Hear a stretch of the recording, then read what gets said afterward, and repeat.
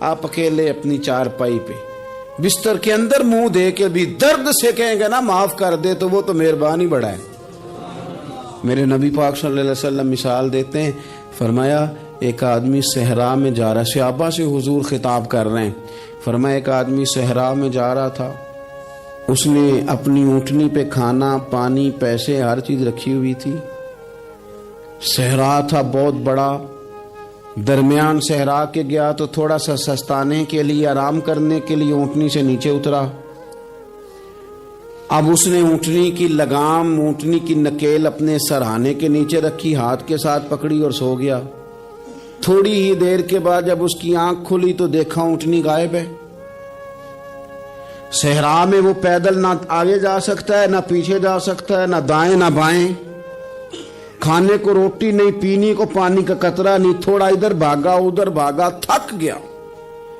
کریم محبوب فرماتے ہیں وہ پوری طرح نڈھال ہو گیا اور مایوس ہو گیا، معاذ اللہ، مایوس ہو کے دوبارہ اسی جگہ آ کے لیٹ گیا جہاں پہلے لیٹا تھا، انتظار کرنے لگا کہ اب موت ہی آئے گی، آخری وقت ہے، اب نہ میں پیدل یہ صحرا کراس کر سکتا ہوں، نہ پیچھے جا سکتا ہوں، نہ کھانا ہے نہ پانی ہے، سوائے موت کے کوئی سہارا نہیں۔ حضور فرماتے ہیں وہ رستے میں دوبارہ لیٹ گیا، اچانک اس نے رخ بدلا تو اونٹنی سامنے کھڑی تھی۔ حضور نے صحابہ سے پوچھا بتاؤ نا اسے بھلا کتنی کو خوشی ہوگی؟ یا رسول اللہ جی سے نئی زندگی مل گئی ہے۔ آپ دیکھیں نا سارے ڈاکٹروں نے کہہ دیا کہ اس کے تو گردے معدہ جگر ہر چیز ختم ہے، گھر لے جاؤ خدمت کرو، ہر طرف پریشانی ہے۔ وہ بندہ بھی سمجھ گیا ہے کہ آخری وقت آ گیا، کل جاؤں پرسوں جاؤں، تیاری ہو گئی، سب لوگ آ گئے، باہر والے بھی آ گئے، یہ ماحول ایک عجیب رنگ اختیار کر گیا۔ اچانک ایک ڈاکٹر نے آ کے کہا نہیں غلطی لگ گئی تھی۔ مجھے بتائیے انداز کیا ہوتا ہے؟ بغیر دوائی کے بندہ اٹھ کے کھڑا نہیں ہو جاتا، او میں تو بچ گیا ہوں۔ نبی پاک صلی اللہ علیہ وسلم فرمانے لگے اس کی اونٹنی مل گئی، بتاؤ بھلا اسے کتنی خوشی ہوگی؟ یا رسول اللہ وہ تو دوبارہ دنیا میں آ گیا۔ حضور فرمانے لگے اسے کچھ بھی خوشی نہیں ہوئی۔ جب کوئی رب کا گناہگار بندہ آ کے توبہ کرتا ہے، رب کو اس سے کئی گنا زیادہ خوشی ہوتی ہے۔ میرا بندہ آ گیا ہے، میرا بندہ آ گیا ہے، میرے گھر آ گیا۔ اس نے آنسو بہائے ہیں، اس نے کہا اللہ میں تیرا ہی ہوں، تیرا ہی رزق کھاتا ہوں، تیری ہی زمین پہ رہتا ہوں، تیرے نام سے میری سانسیں چلتی ہیں۔ وہ آ گیا۔ فرمایا اس اونٹنی والے سے زیادہ رب کو خوشی ہوتی ہے جب گناہگار آ کے توبہ کرتے۔ گناہگاروں کے آنسو اس کی بارگاہ میں بڑے مقبول ہیں، لیکن ہم رسم ادا کرتے ہیں، توبہ نہیں کرتے۔ ہم اپنے آپ کے ساتھ دھوکہ کرتے ہیں، جھوٹ بولتے ہیں۔ اللہ تبارک و تعالی اپنے بندوں کے حق میں رحمت والے فیصلے کرتا ہے، درگزر والا معاملہ فرماتا ہے۔ جگہ جگہ قرآن مجید میں اللہ تعالی نے اپنے بندوں پر رحمت کرنے کا ذکر فرمایا ہے۔ ان اللہ یغفر الذنوب جمیعا، فرمایا بے شک رب تمہارے سارے ہی گناہ معاف فرما دے گا، تم نا امید نہ ہونا، وہ معاف کر دے گا تمہیں۔ قرآن مجید میں فرمایا ان اللہ بالناس لرؤوف الرحیم، بے شک اللہ اپنے بندوں پر بڑا ہی مہربان اور نہایت ہی رحم کرنے والا، رؤوف اور رحیم ہے، بڑا مہربان ہے، کرم فرماتا ہے۔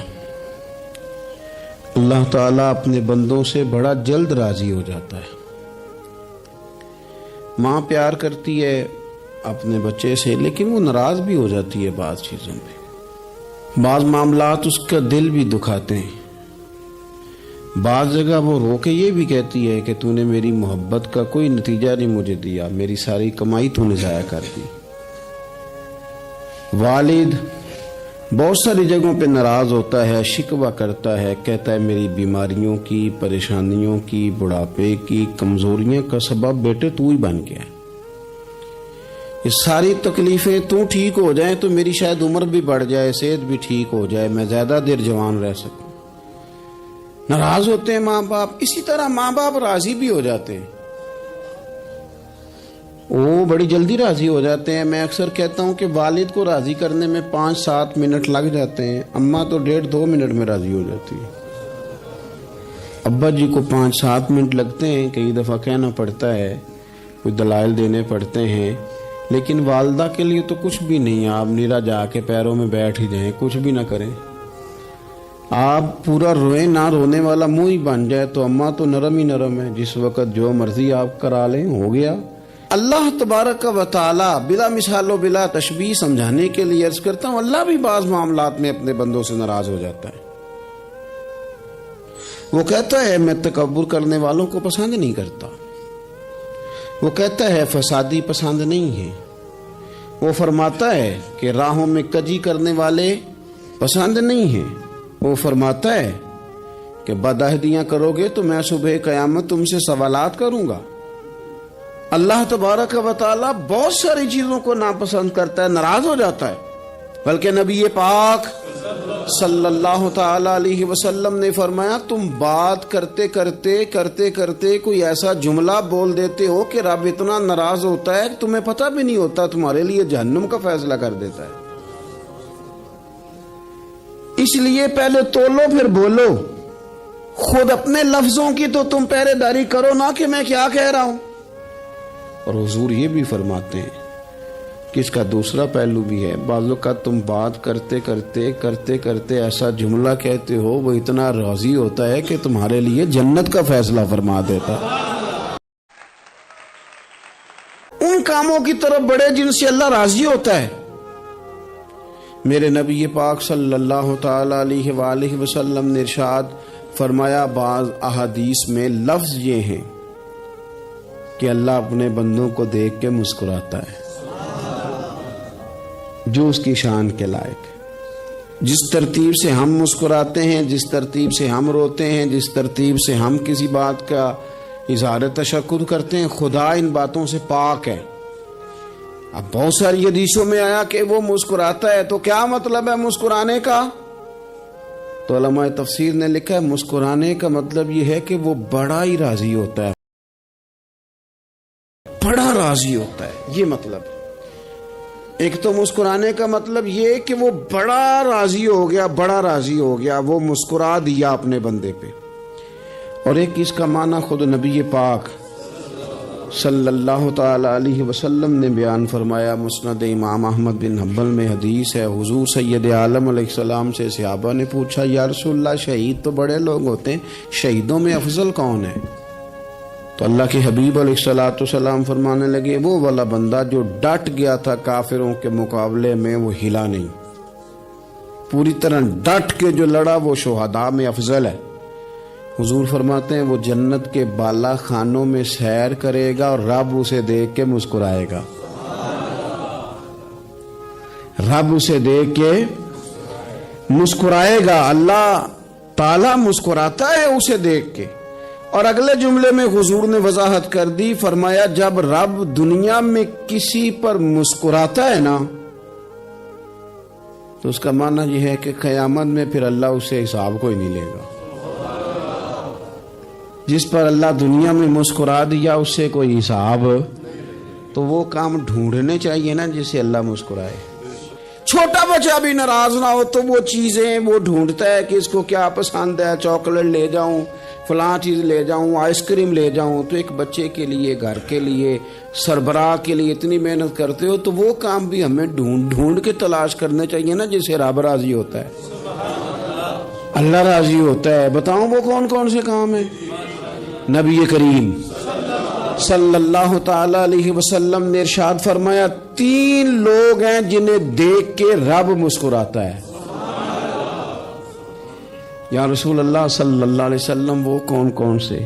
तो महबूब फरमाने लगे, एक वो बंदा सारी मखलूक सोई है, आधी रात है, रात का पिछला पहर है, उसने उठ के वुजू कर लिया, मुसल्ले पे खड़ा हो गया खुदा की याद में।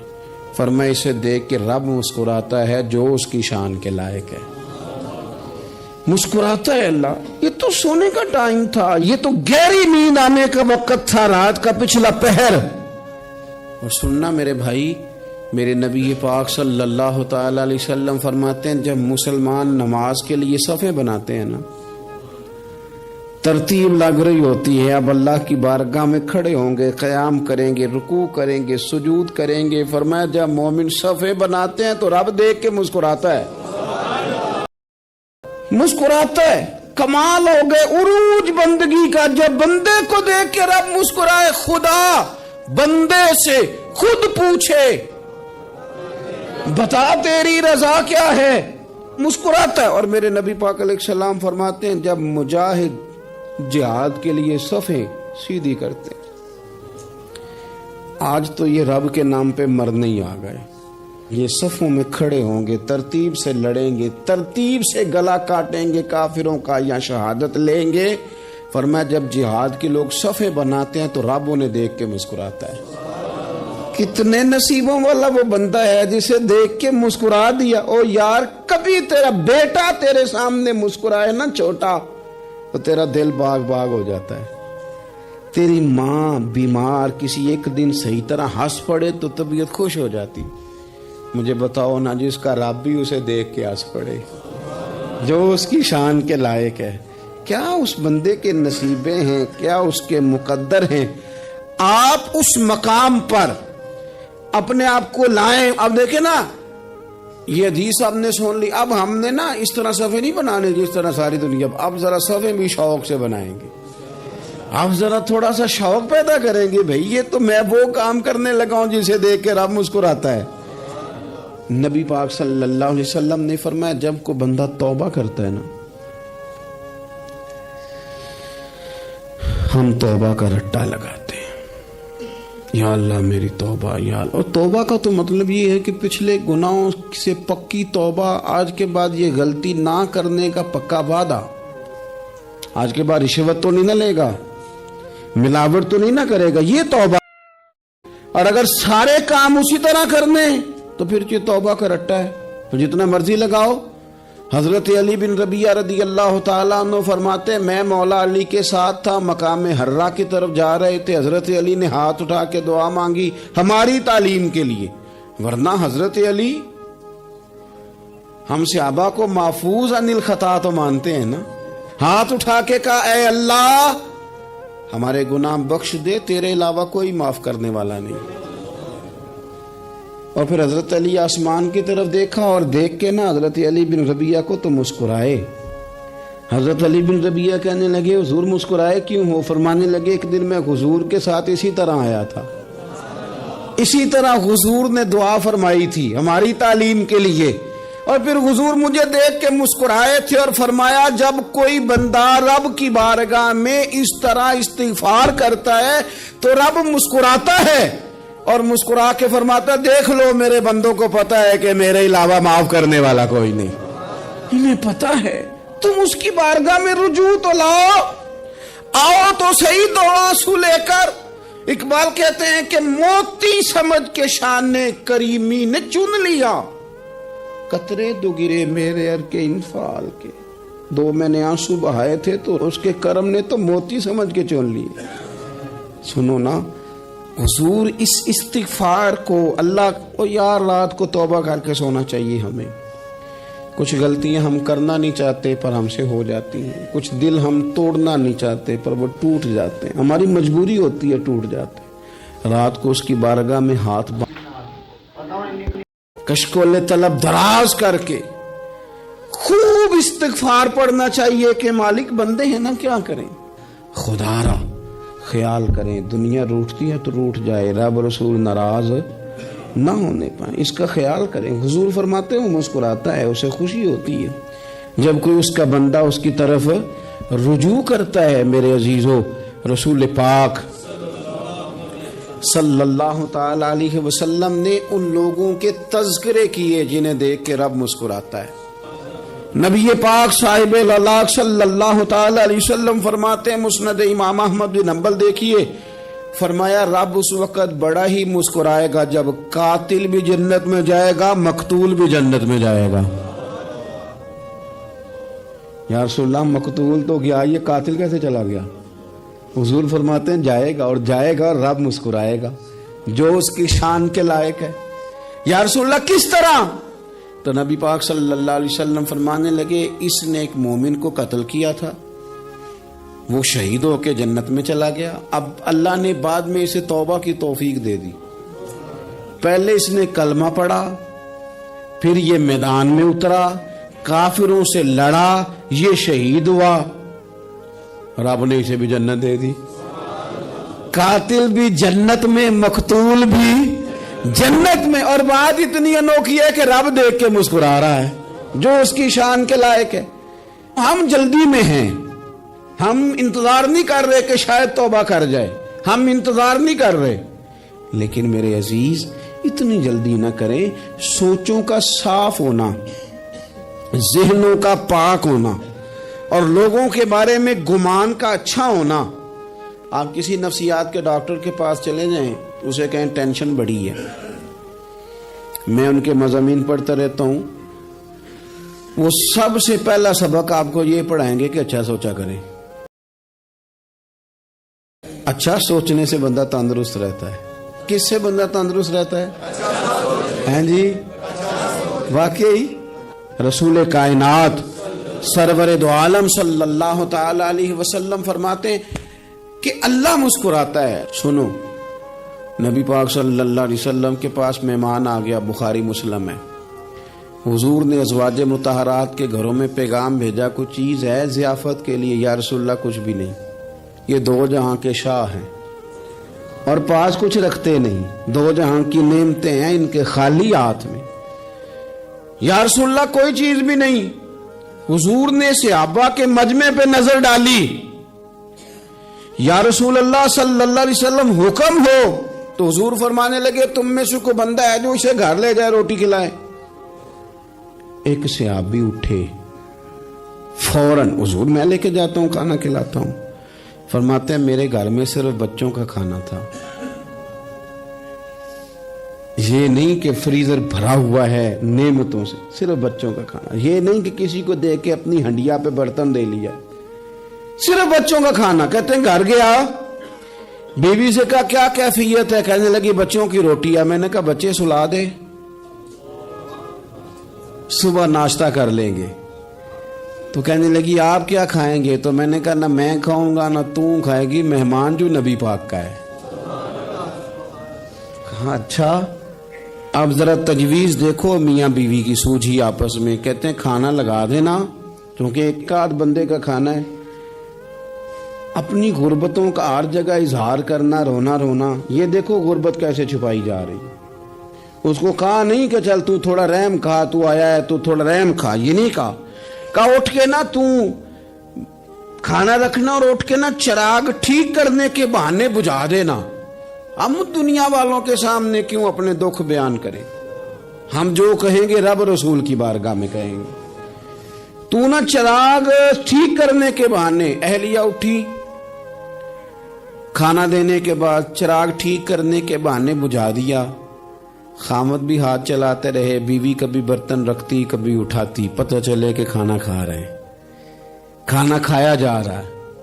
کہتے ہیں مہمان پیٹ بھر کے کھانا کھا گیا. یہ کام ہوا رات کے اندھیرے میں، اس وقت ہوا جب چراغ بھی بند تھا، اس وقت ہوا جب کوئی دیکھنے والا نہیں تھا، کسی پڑوسی کو بھی خبر نہیں تھی. فرماتے ہیں صبح کے اجالے میں اس مہمان کو لے کے مسجد نبوی میں نے قدم رکھا تو نبی کریم نے فرمایا رات جو تم نے کام کیا ہے نا اسے دیکھ کے میرا رب بڑا مسکرایا ہے. اللہ بڑا مسکرایا ہے. اللہ تر دامنی پہ شیخ ہماری نہ جائیے، ہم دامن نہ چھوڑ دیں تو فرشتے وضو کریں. یہ شان ہے صحابہ کی. نبی کریم علیہ السلام نے فرمایا رب رات مسکرایا تیرا یہ انداز دیکھ کے، اور اس نے قرآن نازل کیا وَيُؤْثِرُونَ عَلَىٰ أَنفُسِهِمْ وَلَوْ كَانَ بِهِمْ خَصَاصَةٌ. کچھ لوگ وہ ہیں جنہیں بڑی بھی ضرورت ہو تو دوسروں پر اثار کر دیتے ہیں، قربانی دے دیتے ہیں. رب مسکرایا ہے. الحمد اللہ اکبر لا الہ الا محمد رسول اللہ.